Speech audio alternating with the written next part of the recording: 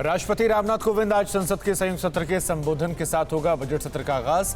हंगामेदार रहने के इसके आसार हैं। वित्त मंत्री निर्मला सीतारमण आज संसद में पेश करने वाली हैं आर्थिक सर्वेक्षण। उधर किसान आज मना रहे हैं वादा खिलाफी दिवस। देश भर में विरोध प्रदर्शन का ऐलान और राष्ट्रीय महिला आयोग के स्थापना दिवस पर प्रधानमंत्री करेंगे संबोधन। राष्ट्र से जुड़ी तमाम अहम खबरों को दिखाने के लिए दिखाते हैं आपको टॉप 9 देश की बात। आज सुबह 11 बजे संसद में राष्ट्रपति रामनाथ कोविंद के अभिभाषण के साथ बजट सत्र की शुरुआत होगी। राष्ट्रपति के अभिभाषण के बाद आज आर्थिक सर्वेक्षण पेश किया जाएगा। शीतकालीन सत्र की तरह ही इस बार बजट सत्र भी हंगामेदार रहने के आसार हैं। संसद के बजट सत्र का पहला चरण 31 जनवरी से 11 फरवरी तक चलेगा, जबकि बजट सत्र का दूसरा चरण 14 मार्च से शुरू होकर 8 अप्रैल तक चलेगा। कोरोना काल के साथ साथ बजट सत्र भी चुनावी माहौल में शुरू हो रहा है। 5 राज्यों में हो रहे विधानसभा चुनाव और किसान संगठनों की सक्रियता का असर भी बजट सत्र के पहले चरण में पड़ना तय माना जा रहा है। बजट सत्र से ठीक पहले पेगासस सौदे को लेकर एक विदेशी अखबार के लिए किए गए खुलासे का असर भी संसद की कार्यवाही में देखने को मिल सकता है।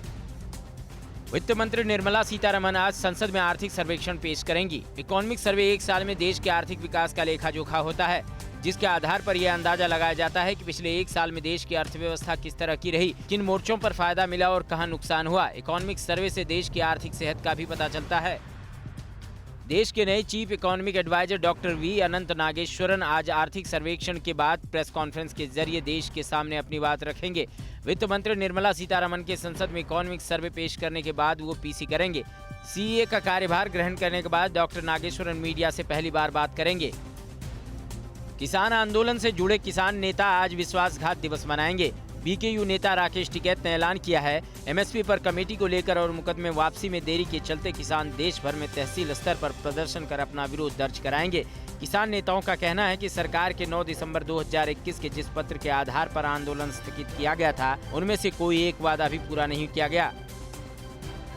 प्रधानमंत्री मोदी आज शाम करीब 4:30 बजे राष्ट्रीय महिला आयोग के स्थापना दिवस कार्यक्रम को वर्चुअली संबोधित करेंगे। महिला आयोग स्थापना दिवस की इस साल की theme she the change maker है। इस मौके पर केंद्रीय महिला एवं बाल विकास मंत्री स्मृति ईरानी भी कार्यक्रम में मौजूद रहेंगी। थीम का उद्देश्य विभिन्न क्षेत्रों में महिलाओं की उपलब्धियों का जश्न मनाना है। मोदी कैबिनेट में केंद्रीय मंत्री कपिल पाटिल ने कहा है कि 2024 तक पीओके भारत का हिस्सा बन जाएगा। पाटिल ने देश के लिए ठोस कदम उठाने को लेकर पीएम मोदी और केंद्रीय गृह मंत्री अमित शाह के नेतृत्व की तारीफ की। पाटिल के मुताबिक अब लोगों को प्याज, आलू, अरहर की दाल की मानसिकता से बाहर निकलकर देश के बारे में सोचना चाहिए।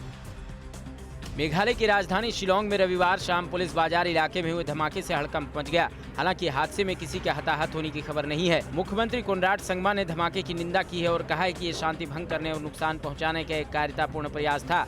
अपराधियों को बख्शा नहीं जाएगा और हम राज्य में शांति सुनिश्चित करेंगे। दक्षिण भारतीय राज्यों को छोड़कर देश में कोरोना संक्रमण की रफ्तार कम होती दिख रही है। पिछले 24 घंटे में कुल 2,08,000 से ज्यादा नए केस सामने आए हैं, जबकि 995 लोगों की कोरोना की वजह से मौत हो गई। केरल में एक बार फिर 50,000 से ज्यादा केस सामने आए। पिछले 24 घंटे में केरल से 51,570 नए केस मिले, जबकि 14 लोगों की मौत भी हो गई। अड़ी सोमवार से शुक्रवार शाम 6 बजे सिर्फ TV9 भारतवर्ष पर।